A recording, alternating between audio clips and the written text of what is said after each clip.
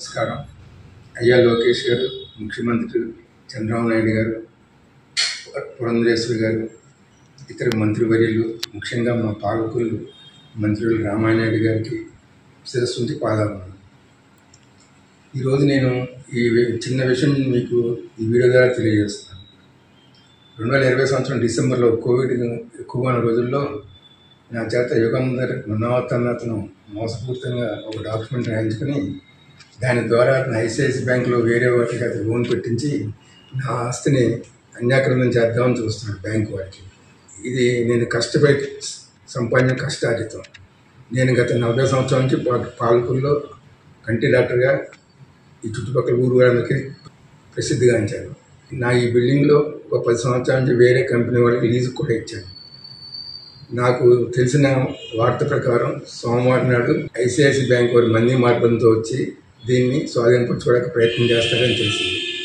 ఈ యుగంధర్ అన్నవాడు మోసపూరితంగా ఐసిఐసి బ్యాంకులు పెట్టాడని ఈ మధ్యకాలంలో తెలిసింది.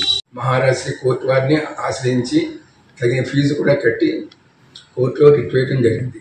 కానీ కోర్టు వేసవి సెలవుల కారణంగా రెగ్యులర్ కోర్టులో సోమవారం నాడు వేయమని చెప్పడం జరిగింది.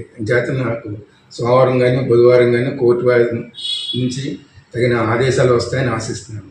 ఈ లోపలనే బ్యాంకు వారికి కంగారు పడి నా మీద చర్య తీసుకోవడానికి ప్రయత్నిస్తారని నాకు తెలిసింది.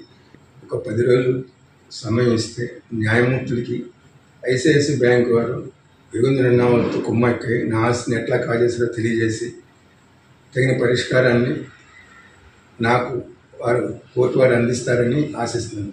ప్రస్తుతం నా వయసు 71 సంవత్సరాలు. ఈ వయసులో నేను కోర్టుల చుట్టూ తిరగటం ఇతరత్ర నా ప్రాక్టీస్ అనుకుంటే నా కుటుంబాన్ని పోషించుకోవడం కష్టం. కాబట్టి నాకు దయచేసి తగిన రీతిలో నన్ను ఆదుకుంటారని మిమ్మల్ని ప్రార్థిస్తూ వేడుకుంటున్నాను.